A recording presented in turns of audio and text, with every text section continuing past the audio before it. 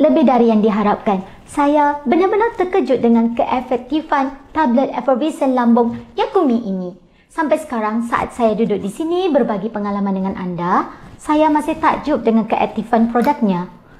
Efeknya langsung terasa begitu diminum. Hanya setelah 1 minggu, rasanya sakit berkurang. Setelah 3 bulan, semua penyakit lambung saya hilang.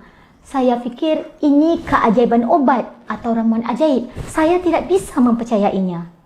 Saya seorang tenaga penjual di sebuah perusahaan di Jakarta dan pekerjaan saya sering mengharuskan saya untuk bepergian dan memiliki kebiasaan makan yang tidak teratur. Saya juga harus minum dengan mitra dan kolega. 3 tahun lalu, saya mulai merasakan kesihatan saya menurun. Kadang-kadang disertai dengan sakit perut, kembung dan sendawa. Saya anggap masalah ini enteng dan tidak ke doktor kerana saya kira ia hanya sakit perut ringan.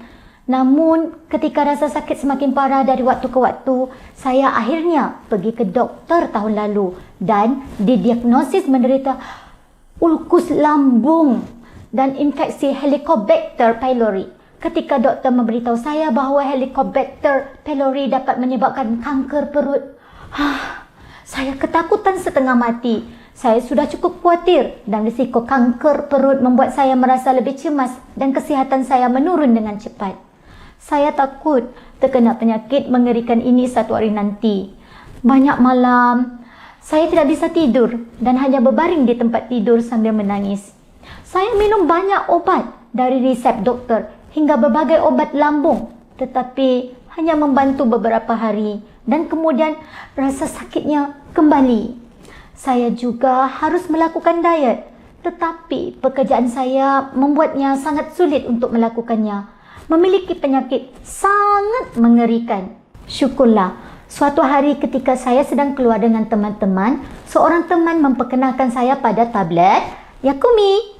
Ia mengatakan produk tersebut sangat baik kerana produk pertama di Indonesia yang menggunakan teknologi kuantum nano Jepang dalam ekstraknya yang meningkatkan efektivitasnya hingga 98 kali lipat dan dapat membunuh 65 strain bakteri Helicobacter pylori. Teman saya adalah seorang apoteker. Jika saya percaya padanya, jika produk dibeli oleh banyak orang, maka itu pasti efektif. Tapi, tablet Yakumi ini benar-benar mengejutkan saya. Setelah hanya 2 hari saya meminumnya, rasa sakitnya sangat berkurang. Dan setelah 1 minggu, saya bisa tidur nyenyak tanpa harus menahan perut setiap malam. Rasanya, tubuhku hidup kembali, penuh vitalitas.